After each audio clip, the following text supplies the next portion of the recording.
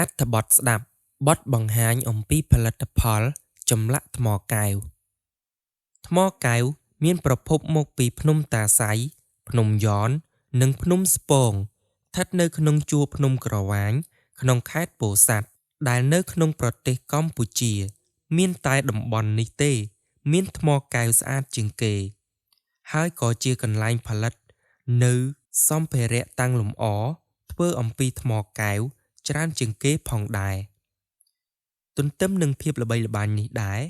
ទម្រាំតែឆ្លាក់ចម្លាក់ថ្មកែវបានមួយក៏ត្រូវចំណាយពេលច្រើនជាងគេរហូតដល់មនុស្សខ្លះត្រូវប្រើពេលរាប់ខែទើបឆ្លាក់រួចរាល់ផលិតផលថ្មកែវមានដូចជាថូតាំងលម្អផ្តិលរូបព្រះពុទ្ធរូបសត្វក្អមជើងពៀនរូបអប្សរាចំពោះតម្លៃថ្មកែវដែលកោះចេញពីភ្នំដែលមិនទាន់កែច្នៃគេគិតជាគីឡូដោយ1គីឡូតម្លៃ 1,800 រៀលទៅ 2,000 រៀលតាមប្រភេទថ្មល្អឬមិនល្អបច្ចុប្បន្ននេះចម្លាក់ថ្មកែវអាចនិយាយបានថាជាវត្ថុដ៏មានតម្លៃមួយសម្រាប់តំណាងឲ្យខេត្តពោធិ៍សាត់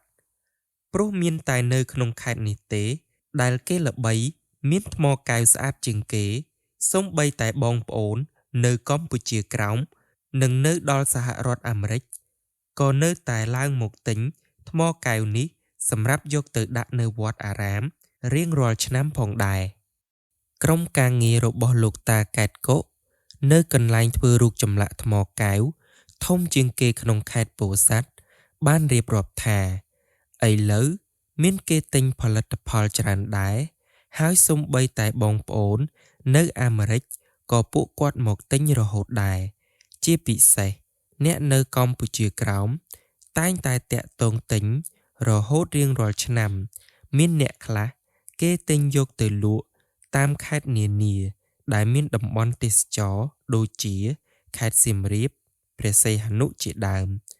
ផលិតផលដែលយើងលក់នៅទីនេះគឺថោកជាងនៅតំបន់ទេសចរគឺយើងលក់ក្នុងតម្លៃបោះដុំសំណួរ 1. តើប្រជាជនមួយចំនួននៅខេត្តពោធិ៍សាត់មានស្នាដៃខាងផ្នែកអ្វី 2. តើចម្លាក់អំពីថ្មកែវមានការលំបាកឬងាយជាងចម្លាក់អំពីឈើ 3. ហេតុអ្វីបានជាប្រជាជនមួយចំនួននៅខេត្តពោធិ៍សាត់ចាប់យកអាជីពចម្លាក់ថ្មកែវ 4. តើអ្នកយល់ឃើញថាតម្លៃថ្មកែវនៅខេត្តពោធិ៍សាត់និងនៅទីកន្លែងផ្សេងទៀតយ៉ាងណាដែរព្រោះអ្វី